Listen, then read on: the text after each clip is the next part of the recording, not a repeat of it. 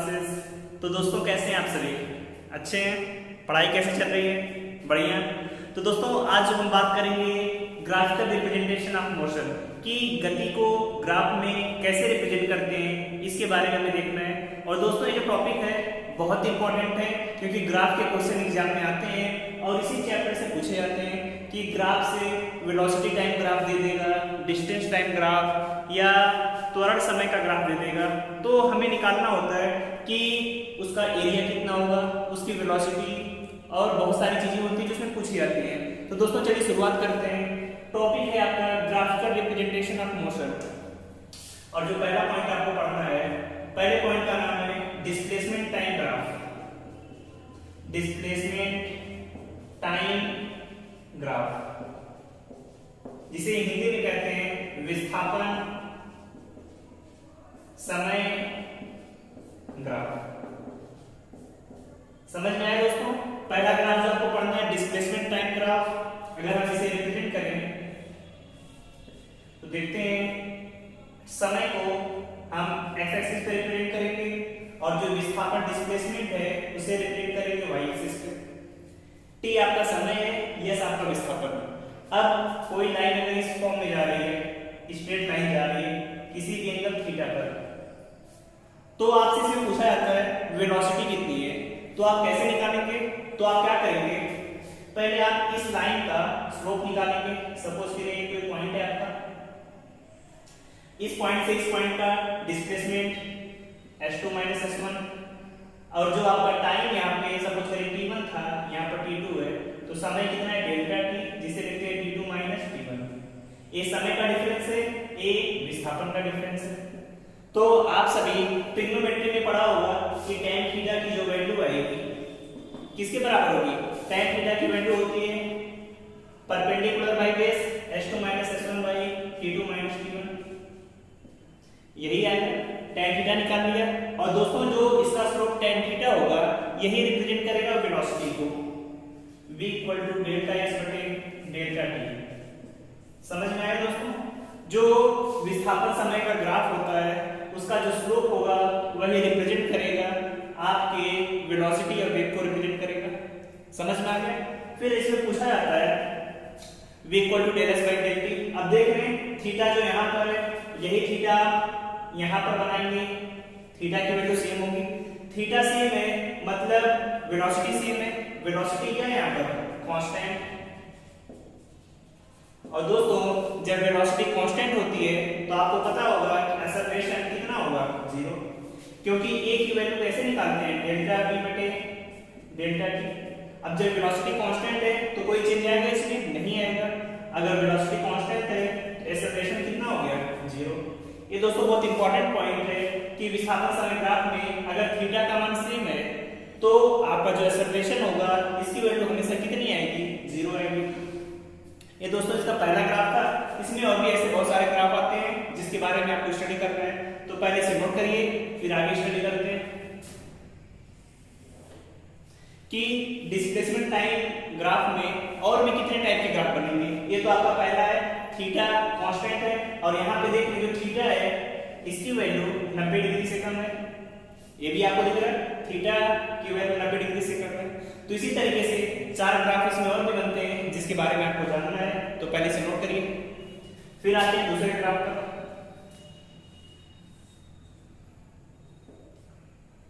ये आपका डिस्प्लेसमेंट है, ये आपका टाइम है। अगर कहीं पर ग्राफ आपको इस फॉर्म में दिया है, इस फॉर्म में दिया है, तो आपसे पूछा जाएगा कि इसका वेलोसिटी कितना होगा या एक्सेलरेशन कितना होगा, तो आप क्या बताएंगे? देख रहे हैं यहाँ पे लाइन कांस्टेंट है, थीटा कितना है आपका? 0 डिग्री है। थीटा 0 डिग्री है मतलब tan थीटा का मान कितना आएगा? 0 डिग्री आएगा। tan थीटा का मान 0 डिग्री मतलब वेलोसिटी भी कितनी है? 0 है। क्योंकि देख रहे हैं जब विस्थापन सेम ही है तो विस्थापन में कोई डिफरेंस आएगा ही नहीं। जब tan थीटा निकालेंगे डेल्टा s बटे डेल्टा t।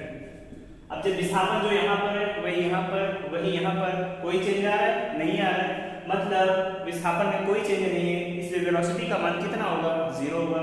तो कभी कोई इस फॉर्म में ग्राफ दिया है तो याद रखिएगा इसका स्लोप 0 होगा और वेलोसिटी भी 0 होगी। समझ में आया? अब तीसरे फॉर्म का ग्राफ इस तरीके से बनता है कि अगर कभी कोई ग्राफ इस फॉर्म में, यहां पे देख रहे हैं थीटा का मान 90 डिग्री से जाता है, इस फॉर्म में दिया है कि थीटा का मान 90 डिग्री से जाता है, तो पहले आप क्या करेंगे, स्लोप निकालेंगे tan थीटा, ये आपका यस विस्थापन समय, tan थीटा का मान डेल्टा एस बटे डेल्टा टी, यही आएगा। अब देखते हैं थीटा का मान 90 डिग्री से जाता है, इसका मतलब क्या है, tan 90 प्लस थीटा माइनस में वैल्यू आती है, इसका मतलब tan की जो वैल्यू है ये माइनस में जाएगी, इसका मतलब velocity equal to delta S बटे डेल्टा टी, इसका मान किसमें होगा, निगेटिव में होगा। समझ में आया, tan थीटा की वैल्यू माइनस में, तो मतलब वेलोसिटी निगेटिव होगी, इस कंडीशन में वेलोसिटी का मान क्या होगा, डिक्रीज होगा। समझ में आया, इसे नोट करिए, ये आपके 3 ग्राफ हो गए। अब इसके आगे हम बात करेंगे कि दो फॉर्म के ग्राफ, अभी तो आपने देखा कि एंगल यहाँ पर कांस्टेंट है तो वेलोसिटी निगेटिव है, लेकिन है तो क्या कांस्टेंट ही तो है आपकी। समझ में आया, चलिए नोट करिए इसे। दोस्तों हम बात करते हैं चौथे ग्राफ की, जो आपका फोर्थ ग्राफ होगा। अगर कभी विस्थापन और समय में, डिस्प्लेसमेंट टाइम में आपका ग्राफ इस फॉर्म में दिया हो कि इसकी वैल्यू जो एंगल θ1 यहाँ पर था, अब देखेंगे यहाँ पर θ2, तो देख रहे हैं यहाँ पर कोण छोटा था, यहाँ पर कोण की वैल्यू बड़ी हो गई, मतलब θ2 का मान θ1 से बड़ा है, यही समझ में आ रहा है, θ2 का मान θ1 से बड़ा, इसका मतलब tan θ2 का मान tan θ1 से बड़ा आएगा। अब जो tan θ होता है उसका स्लोप है, यही तो वेलोसिटी को रिप्रेजेंट करेगा, इसका मतलब v2 का मान v1 से बड़ा है। इसका मतलब जब कभी विस्थापन समय का इस फॉर्म में दिया हो, तो अगर कोण की वैल्यू बढ़ रही है तो इसका मतलब वेलोसिटी, वेग का मान क्या होगा, बढ़ रहा होगा। समझ में आया, और जब कभी वेलोसिटी बढ़ रही है इसका मतलब एक्सेलरेशन, त्वरण का भी मान पॉजिटिव होगा और इसकी वैल्यू क्या होगी, बढ़ रही होगी। समझ में आया, फोर्थ टाइप का ग्राफ आपका इस टाइप का हो सकता है। फिर विस्थापन समय ग्राफ में जो पांचवा और अंतिम ग्राफ आता है, एक ग्राफ इस फॉर्म में है कि अगर कभी एंगल आपको इस फॉर्म में दिया हुआ है, ग्राफ आपका इस फॉर्म में बना हुआ है, तो देखेंगे थीटा की वैल्यू है यहाँ पे θ1, विस्थापन समय θ1 यहाँ पर है, जैसे ऊपर के यहाँ पर देख रहे हैं यहाँ पे θ2, तो देख रहे हैं यहाँ पर एंगल की वैल्यू ज्यादा थी, यहाँ पर एंगल की वैल्यू कम हो गई, और आगे जाएंगे तो θ3, एंगल की वैल्यू मतलब कम हो रही है, तो यहाँ पे समझ में आ रहा है कि θ1 की जो वैल्यू है ए θ2 से ज्यादा है और θ2 की θ3 से ज्यादा है। इसका मतलब शुरू में वेग ज्यादा था और ऊपर जाने पर वेग का मान कम हो रहा है, तो यहाँ से समझ में आ रहा है tan θ1 का मान tan θ2 से और tan θ2 का मान tan θ3 से बड़ा है। समझ में आया कि मतलब वेग का मान आपका बढ़ रहा है, वेग की वैल्यू शुरू में ज्यादा थी फिर कम हो रही है, इसका मतलब v1 is greater than v2 is greater than v3। इसका मतलब जब कभी ग्राफ इस फॉर्म में दिया हो तो शुरू में वेग ज्यादा होगा, वेलोसिटी का मान कम, तो यहाँ समझ में आ रहा है v2 is less than v1, मतलब वेग में कमी आ रही है, कमी का मतलब वेग घट रहा है, और जब वेग घटेगा तो एक्सेलरेशन, त्वरण का भी मान क्या होगा, घट जाएगा। समझ में आया दोस्तों, इतने टाइप के ग्राफ आपके एग्जाम में आपसे पूछे जा सकते हैं अगर समय और विस्थापन का ग्राफ है, इससे अलग विस्थापन समय का कोई ग्राफ नहीं होता। समझ में आया, अब चलिए क्वेश्चन लेते हैं, क्वेश्चन से समझते हैं कि एग्जाम में क्वेश्चन कैसे आते हैं, तो नोट करिए इसे सभी।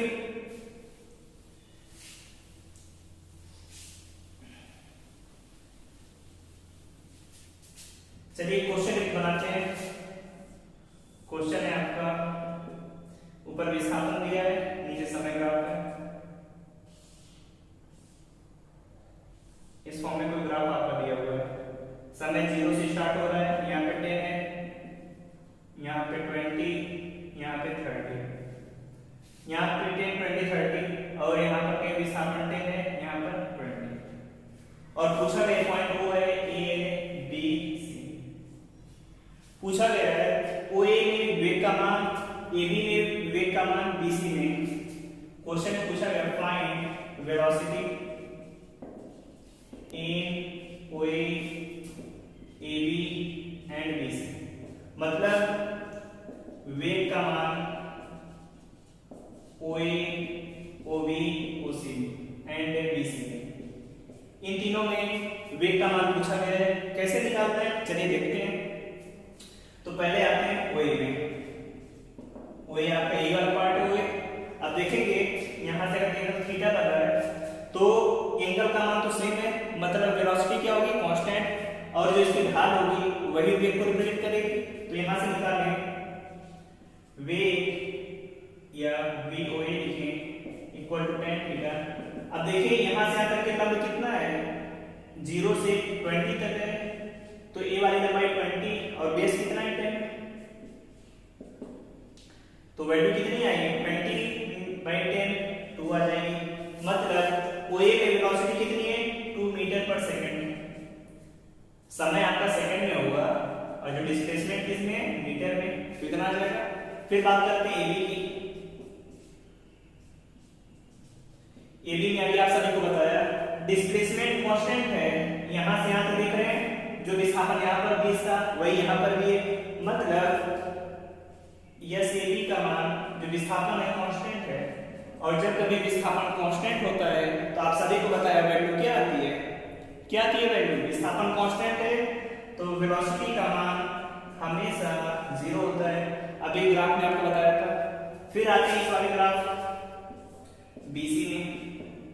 अब देखिए बीसी जो आपका ग्राफ है, अब देख रहे हैं यहां पर जो एंगल होगा इसका मान 90 डिग्री से ज्यादा होगा, समझ में आया, 90 डिग्री से ज्यादा होगा, और 90 डिग्री से ज्यादा तो वेलोसिटी का मान नेगेटिव होगा। अब देखिए चेक करते हैं वैल्यू कितनी आती है,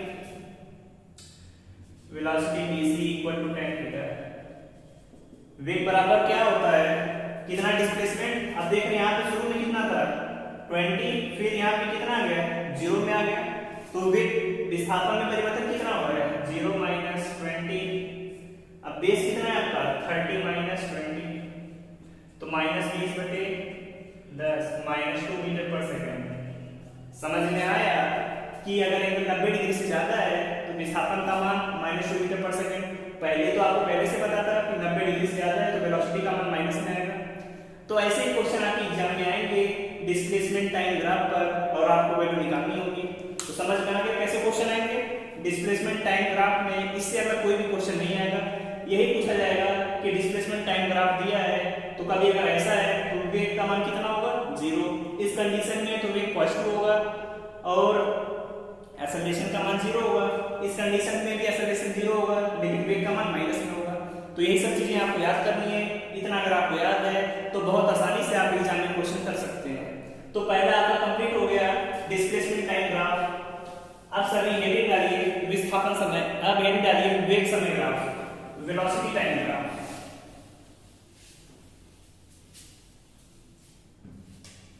सेकेंड हेडिंग है आपकी वेलोसिटी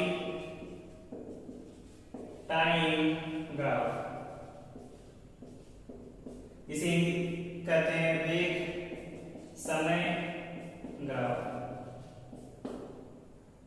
अब इसकी वैल्यू कैसे निकालेंगे इसके बारे में हमें देखना है दोस्तों। तो क्या करेंगे, एक वेलोसिटी वेग टाइम का ग्राफ बनाया, कोई लाइन ऐसी जा रही है किसी एंगल थीटा पर, समझ में आया। तो इसमें क्या करेंगे फिर उसी तरीके से सपोज के v2 - v1 डेल्टा v है और जो ये दूरी है डेल्टा t है जिसकी वैल्यू v2 - v1 निकाल लिया। तो tan थीटा निकालेंगे, tan थीटा इक्वल टू कितना v2 - v1 by t2 - t1 या डेल्टा v बटे डेल्टा t। तो देख रहे हैं कि जो वेग समय ग्राफ है इसका जो स्लोप हो गया ये किसको रिप्रेजेंट करेगा, त्वरण a को रिप्रेजेंट करेगा। तो याद रहेगा सभी को कि वेग समय ग्राफ का जो ढलान या tan थीटा स्लोप होगा ये रिप्रेजेंट करेगा हमेशा त्वरण को। अंडरस्टैंड, समझ में आ गया सभी को कि जो इसका स्लोप होगा किसको रिप्रेजेंट करेगा, एक्सेलरेशन या त्वरण को रिप्रेजेंट करेगा। अब आगे देखिए दोस्तों देखते हैं, और इसकी वैल्यू क्या होगी कांस्टेंट। क्योंकि स्लोप तो कांस्टेंट है तो एक्सेलरेशन भी कांस्टेंट। फिर दूसरा पॉइंट आता है इसमें कि जो वेग समय ग्राफ का जो एरिया है इसके अंदर, मतलब इसका जो क्षेत्रफल होगा, क्षेत्रफल किस चीज को रिप्रेजेंट करेगा, तो नोट करके लिख लीजिए वीटी ग्राफ का क्षेत्रफल, वीटी ग्राफ का एरिया, हिंदी में कहते हैं क्षेत्रफल,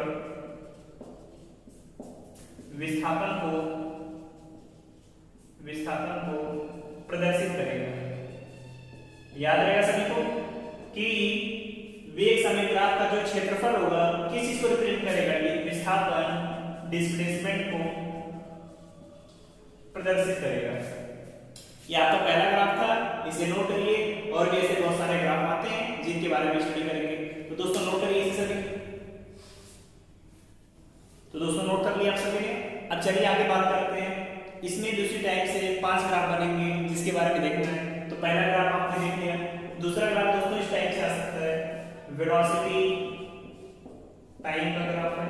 अगर ऐसे ग्राफ दिया हुआ है तो यहाँ पर क्या करेंगे, तो देख रहे हैं थीटा इक्वल टू क्या है, यहाँ पर कांस्टेंट है, थीटा का मान कांस्टेंट, तो tan थीटा का मान, थीटा कांस्टेंट क्या है, थीटा तो आपका यहाँ पर 0 डिग्री है क्योंकि यहाँ पर कोई एंगल ही नहीं कर रहा है, और तो tan थीटा की वैल्यू 0 आ जाएगी।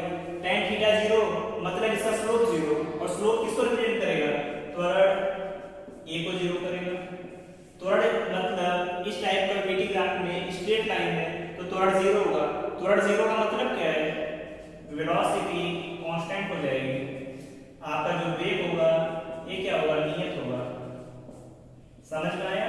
तो इसे याद रखिएगा, जब कभी वीटी टाइप का ग्राफ इस समय का दिया है, एक लाइन स्ट्रेट खींची हुई है, तो यहाँ पर पूछा जाता है किस चीज को प्रदर्शित करेगा, तो यहाँ पर आप हमेशा बताएंगे कि इसकी वेलोसिटी क्या होगी, कांस्टेंट होगी या नियत होगी। समझ में आ गया? अब देखिए ग्राफ ऐसे भी आ सकता है। ग्राफ इस फॉर्म में दे दिया आपका, वीटी समय का ग्राफ है, आपका जो एंगल इस फॉर्म में दे दिया। तो देखेंगे यहाँ पर जो थीटा है ग्रेटर देन 90 डिग्री, जो थीटा स्लोप की वैल्यू कितनी है, ग्रेटर देन 90 डिग्री। तो हम क्या करेंगे, पहले स्लोप को निकालेंगे, स्लोप tan थीटा। अब एंगल कभी भी 90 डिग्री से अगर ज्यादा होता है तो स्लोप की वैल्यू क्या आएगी, निगेटिव आएगी। स्लोप निगेटिव का मतलब क्या है, त्वरण a का भी मान क्या है, निगेटिव है, और त्वरण निगेटिव है तो कब होगा, जब एंगल का मान 90 डिग्री से ज्यादा है। तो इस ग्राफ को अगर कभी दिया हो VT में एंगल 90 डिग्री से ज्यादा है तो त्वरण क्या होगा, हमेशा माइनस में होगा। मतलब यहाँ पर क्या हो रहा होगा, मंदन, जिसे हिंदी में कहते हैं, इंग्लिश में कहते हैं रिटार्डेशन, कि त्वरण का मान धीरे धीरे कम हो रहा होगा। जैसे कोई गाड़ी जा रही है तो गाड़ी की स्पीड धीरे धीरे कम हो जाएगी, तभी तो यहाँ पर वेलोसिटी का मान कम हुआ है। वेलोसिटी कम होने का मतलब त्वरण कम हो रहा है, त्वरण निगेटिव में जाने का मतलब मंदन, जिसे हम क्या कहते हैं, रिटार्डेशन, किसी चीज की स्पीड कम हो जाती है। फिर आते हैं, अगर कभी ऐसे दिया हुआ है वीटी ग्राफ इस फॉर्म में दिया हुआ है, तो देखेंगे शुरू में थीटा 1 था, यहाँ पर पहुंचे थीटा 2, और थीटा 2 का मान थीटा 1 से बड़ा है। मतलब जो कोण था, कोण की वैल्यू बढ़ गई, तो tan थीटा की जो वैल्यू है ये भी बढ़ जाएगी, और जब कोण बढ़ रहा है तो मतलब त्वरण का भी मान क्या होगा, बढ़ जाएगा। तो जब कभी ऐसा ग्राफ दिया हो मतलब उसकी स्पीड, त्वरण का मान बढ़ रहा है वहां पे। समझ में आया? फिर आते हैं 5 ग्राफ में, वेलोसिटी टाइम।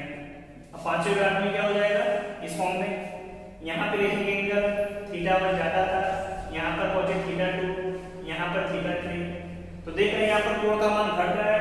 इसका मतलब जो त्वरण होगा tan theta 2 is less than tan theta 1, तो इसका मतलब a2 का मान a1 से कम होगा। इसका मतलब त्वरण में कमी आ रही है। समझ में आया कि जब कभी इस फॉर्म का ग्राफ दिया हो तो त्वरण वहां पर क्या होगा, घट जाएगा, और जब कभी इस फॉर्म में हो जहां पर एंगल का मान बढ़ रहा है तो वहां पर त्वरण का मान क्या होगा, बढ़ जाएगा। समझ में आ गया? ये आपका पूरा वेलोसिटी टाइम ग्राफ था। इसमें इससे अलग कुछ नहीं पूछा जाता। आपको एग्जाम में ग्राफ दे दिया जाएगा, पूछेगा इस किस चीज को रिप्रेजेंट कर रहा है, 4 ऑप्शन होंगे, चारों ऑप्शन से आपको वैल्यू बतानी होगी। तो तो नोट करिए इसे सभी। फिर आपका लास्ट आता है त्वरण समय ग्राफ, जिसके बारे में हम डिस्कस करेंगे। तो हेडिंग डालिए सभी एक्सेलरेशन टाइम ग्राफ, त्वरण समय ग्राफ। नोट करिए सभी त्वरण समय ग्राफ, जिसे कहते हैं एक्सेलरेशन टाइम ग्राफ।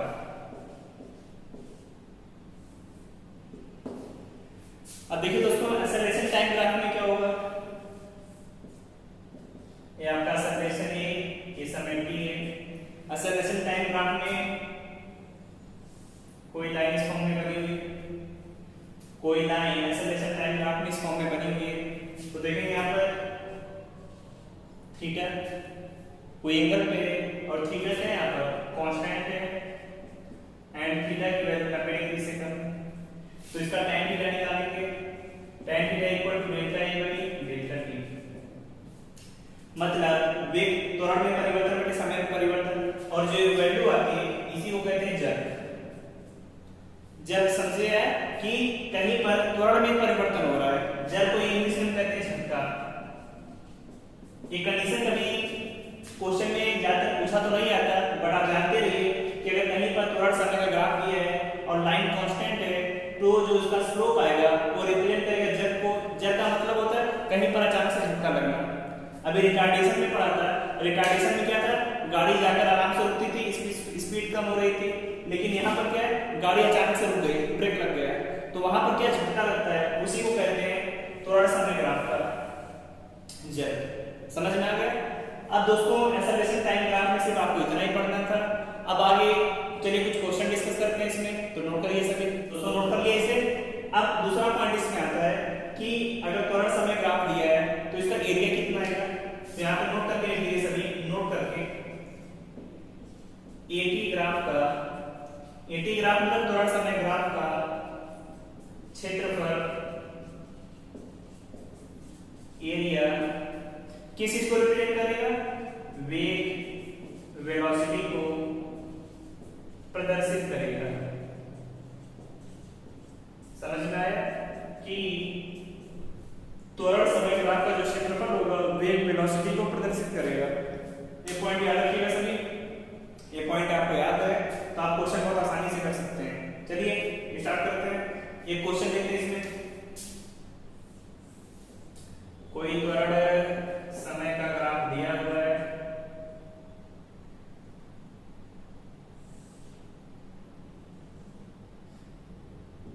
इस फॉर्म में आपका ग्राफ बना हुआ है, जिसकी जो यहाँ से वैल्यू है समय यहाँ से यहाँ तक का 10 है, और जो आपका त्वरण है यहाँ पर 11 मीटर पर सेकंड का स्क्वायर और टाइम है 10 सेकंड। त्वरण समय ग्राफ है, आपसे पूछा जा रहा है कि इस त्वरण समय ग्राफ का वेग निकालिए, वेग निकालिए, फाइंड वेलोसिटी। अब तो त्वरण समय ग्राफ दे दिया, वेलोसिटी कैसे निकालेंगे अभी देखिए। यहाँ पर क्या लिखा है, 80 ग्राफ का जो क्षेत्रफल होगा वेलोसिटी को प्रदर्शित करेगा। तो इसका क्षेत्रफल निकालना तो आता है सभी को, क्षेत्रफल इक्वल टू वेलोसिटी कितना होगा, त्रिभुज का क्षेत्रफल 1/2, बेस आधार कितना है 10, लंब कितना है इसमें 11, तो 2 25 10, 5 से मल्टीप्लाई करेंगे 55 मीटर पर सेकंड। समझ में आया कि 80 समय ग्राफ का, 80 ग्राफ का जो क्षेत्रफल होगा किस चीज को रिप्रेजेंट करेगा, वेलोसिटी का। तो ये पॉइंट याद कर लीजिए सभी।